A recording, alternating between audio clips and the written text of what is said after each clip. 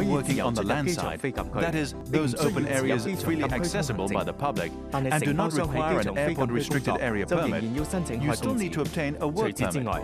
In addition, prior to commencing your work, you should report to the Airport Operations Control Center for clearance, so that you can be informed of any last-minute changes in your work environment. The safety practices for your work on the land side are no different from the safety measures that you should take when you perform the same kind of work in similar environments elsewhere in Hong Kong.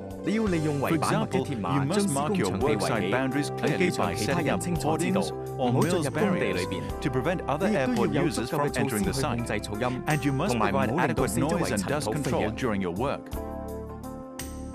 A significant portion of works performed by contractors on the land side are related to road construction or maintenance of transportation facilities. When approving roadworks to be carried out in the airport, the Airport Authority has made the compliance with the Code of Practice for the Lighting, Signing and Guarding of Roadworks, published by the Highways Department of the Hong Kong SAR Government, a contractual requirement. The Code of Practice recommends a set of standards for markings and temporary traffic controls at road obstructions.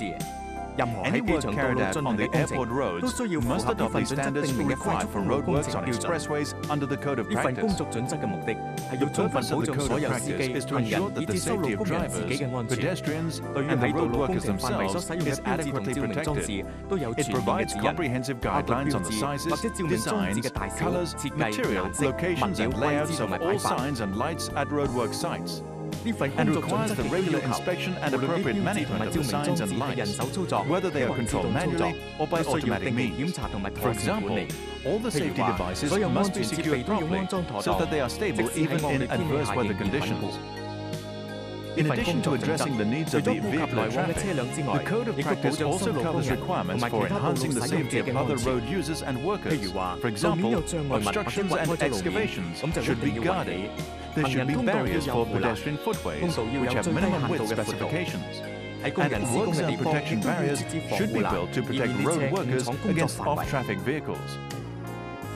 The Code of Practice also encourages advanced safety planning and consultation with the authorities responsible for the roads prior to the start of works. The general rule is that disruption to vehicular and pedestrian traffic should be kept to a minimum, and the highest level of visibility should be allowed for both drivers and pedestrians. Where the works are expected to take up road space to the extent that the remaining width of the road is not sufficient for a single carriageway, a traffic diversion may be applied for, but approval will only be granted after an assessment of the impact of the diversion on the traffic patterns in neighboring areas.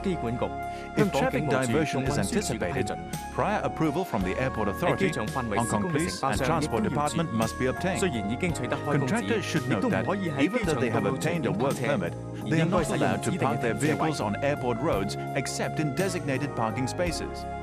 The public utility companies have numerous underground facilities beneath public roads, so it is essential that your roadworks will not cause any damage to such facilities.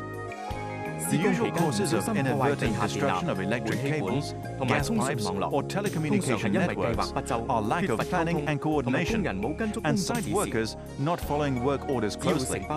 Therefore, the inconvenience to the neighboring community resulting from disruption of utility supplies can be easily avoided if contractors can exercise more care both before and during the road works. Sometimes contractors are not working on public roads, but near the airport express tracks. These contractors must obtain prior approval from the MTR Corporation before beginning their work. Even if their work is only adjacent to the airport express track, they must still observe the rules imposed by the MTR Corporation. No matter where you are working on landside, you should always be ready for the need to evacuate the site due to unforeseen reasons, for example, a fire. That means prior to commencing your work at the site, you should plan for an emergency escape route, which should be maintained clear of any obstructions or other hazards during the course of your work there. If there is already a designated escape route, check for its location and remember it. It isn't likely that you will have any time to do any checking when an incident happens, so being prepared is the only key to your safety. Planning ahead and anticipating potential hazards is your safety formula in any workplace, and working on landside is no exception.